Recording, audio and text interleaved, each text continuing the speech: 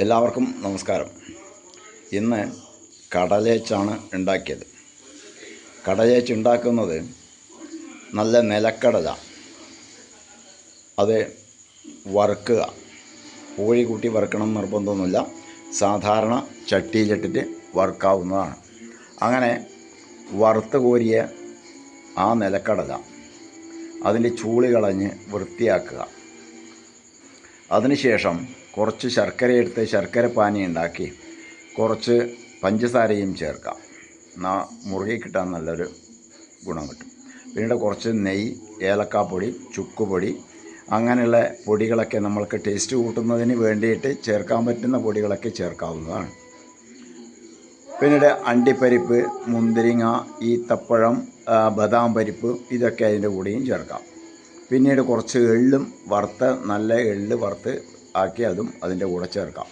ഇങ്ങനെ ഇതൊക്കെ ചേർത്തുകൊണ്ട് ആ എള്ളുണ്ട ഉണ്ടാക്കി അതിൽ ഇട്ടിളക്കി ഒരു പാത്രത്തിലേക്കിട്ട് ആ പാത്രത്തിൽ കുറച്ച് നെയ്യൊഴിച്ച് ഈ ശർക്കര പാനിയിൽ മിക്സ് ചെയ്തിരിക്കുന്ന ഈ സാധനങ്ങളൊക്കെ ചേർത്തുകൊണ്ട് അതിലേക്ക് ഇടുന്നു. അതിനുശേഷം അതിനെ തണിയാൻ വെക്കുക. കൂടുതൽ തണിയുന്നതിന് മുമ്പായിട്ട് തന്നെ നമ്മൾക്ക് ഇതേപോലെ ഉണ്ടാക്കിയിട്ടെടുക്കാം, കഴിക്കാൻ പറ്റും.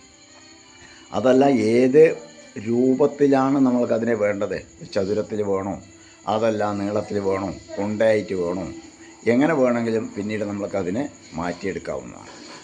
ഞാൻ ഉണ്ട രൂപത്തിലാണ് ആക്കിയത്, കുറച്ചും കൂടി എളുപ്പത്തിന് വേണ്ടിയിട്ട്. പരത്തിയെടുക്കാനുള്ള പാത്രങ്ങളൊക്കെ ഉണ്ടെങ്കിൽ ആ രീതിയിലെടുക്കാം. അതല്ല എങ്ങനെയാണോ നമ്മൾ ഇഷ്ടം അത് പ്രകാരം ചെയ്യാവുന്നതാണ്.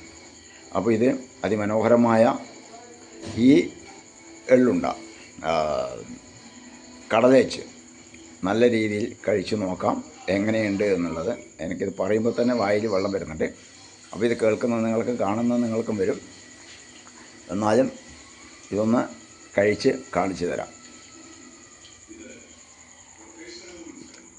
ഇത് നല്ല ടേസ്റ്റോട് കൂടിയിട്ടുള്ള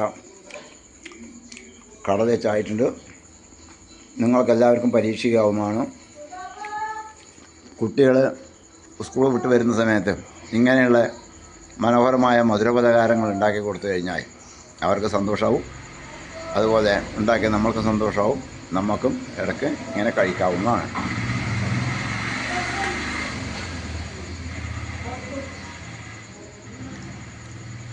ഇതിൻ്റെ ടേസ്റ്റ് പറഞ്ഞറിയിക്കാനാവില്ല, കഴിച്ചാലേ ടേസ്റ്റ് മനസ്സിലാവുള്ളൂ. അപ്പോൾ ഇതിന് അധികമൊന്നുമില്ല, ഇതോടുകൂടി അവസാനിപ്പിക്കുകയാണ്.